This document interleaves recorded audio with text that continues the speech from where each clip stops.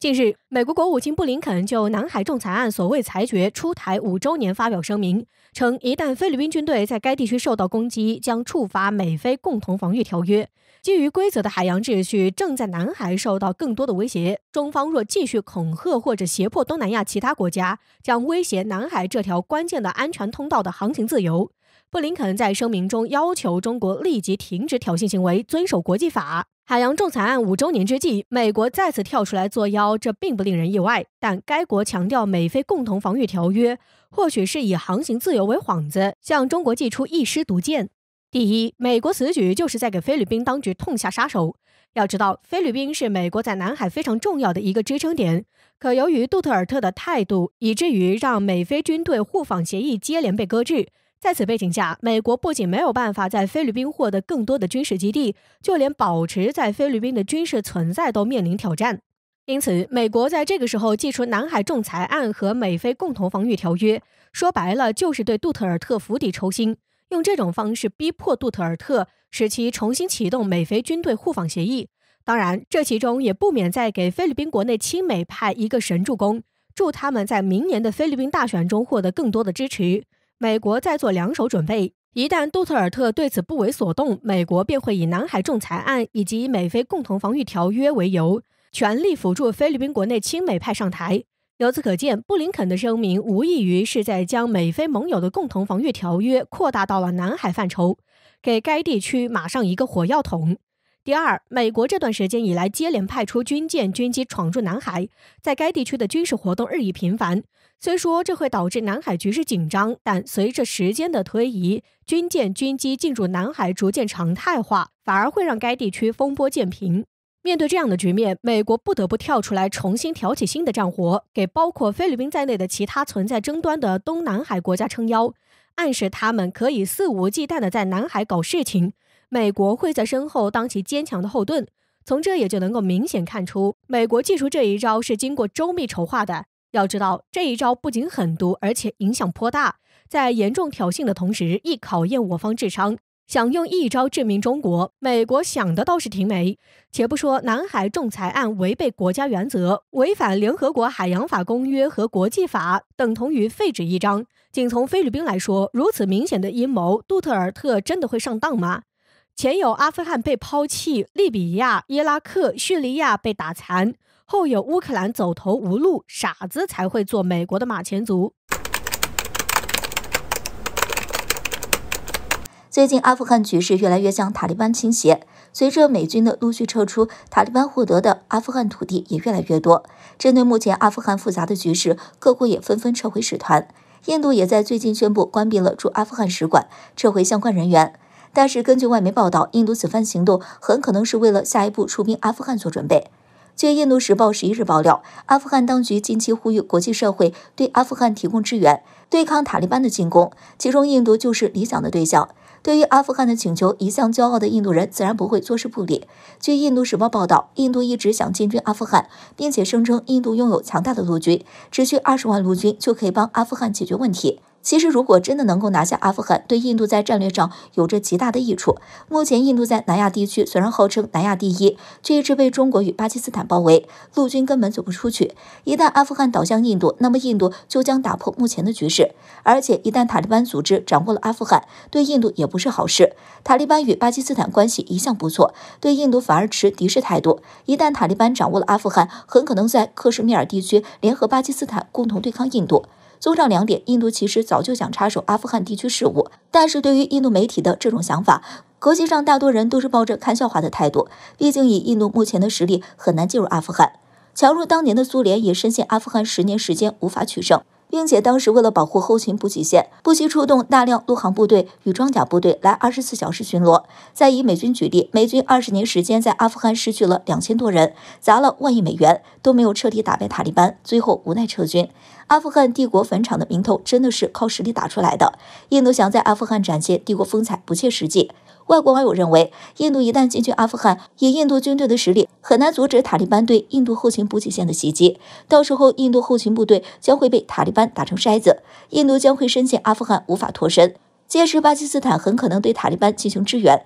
印度很可能将彻底丢失克什米尔地区。不过，印度应该很清楚自己的实力，不会轻易卷入阿富汗的。印度媒体此番大肆宣扬进军阿富汗的目的，很可能是为了给塔利班施压。毕竟塔利班与巴基斯坦关系匪浅，最近又在频繁示好中国，这让印度非常不爽。毕竟印度目前与中巴两国的局势都很敏感，一旦塔利班控制了阿富汗，印度将不得不面对三方的包围，这是印度不能接受的，所以印度才会不时地对塔利班进行敲打，警告其不要意图针对印度。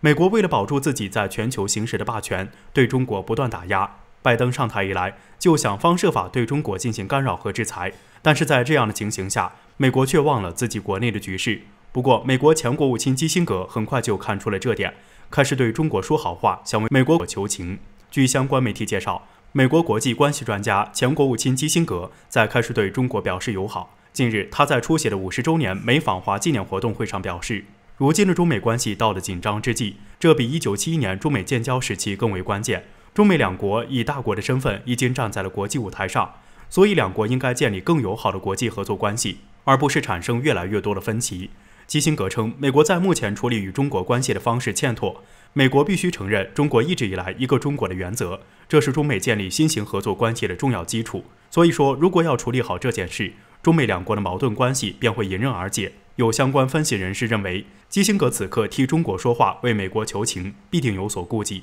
那他到底看到了什么呢？中国到底有什么王牌，能让美国在近一段时间来接连示好呢？其实，美国一专家近日就已经分析出了答案。据美国相关媒体报道，近日，美国国际关系研究中心一专家在一份有关中国国际地位的研究报告中提到，如今中国最大的杀手锏就是中国的经济实力。中国能够对第三方国家产生影响力的重要原因就是建立了一个完善的经济体系，而且拥有庞大的市场和投资伙伴。这张王牌其实比军事威胁要强大得多。经济力量是中国的重要资源。相关数据显示，中国以 98.8 的经济指数在亚太地区排在了第1位，而美国和中国相比却差得很远。确实如此，近年来在全国14亿人民共同的努力下，中国经济快速发展，这很大幅度地提升了中国在全球的整体竞争力，让中国站在了国际前沿。根据美国专家的相关预算，中国将在2030年以 7.5% 的年均增长率提升中国经济实力。这样庞大的数据让中国毫无疑问地成为了世界经济的领头羊，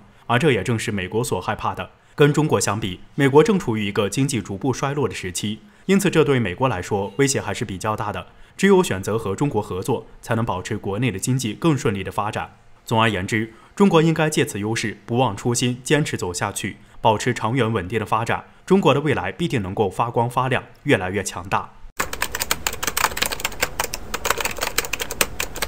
说起乌克兰这个国家，自从泽连斯基担任总统以来，其就开始走向了一系列的作死道路。其为了加入北约，不惜充当美国的小跟班，跟曾经最亲密的盟友俄罗斯决裂。而至于乌克兰为何如此有底气在美俄之间充当跳梁小丑，跟其重要的地缘位置分不开。我们知道，近些年来以美国为首的北约不断地从地缘政治上挤压俄罗斯的生存空间，在这一疯狂攻势下，俄罗斯的生存境况堪忧。在这一情况之下，乌克兰俨然成为了俄罗斯对抗北约的最后缓冲地带。另外，更为重要的是，乌克兰同时也是俄罗斯战略收缩的底线和进入欧洲的第一站。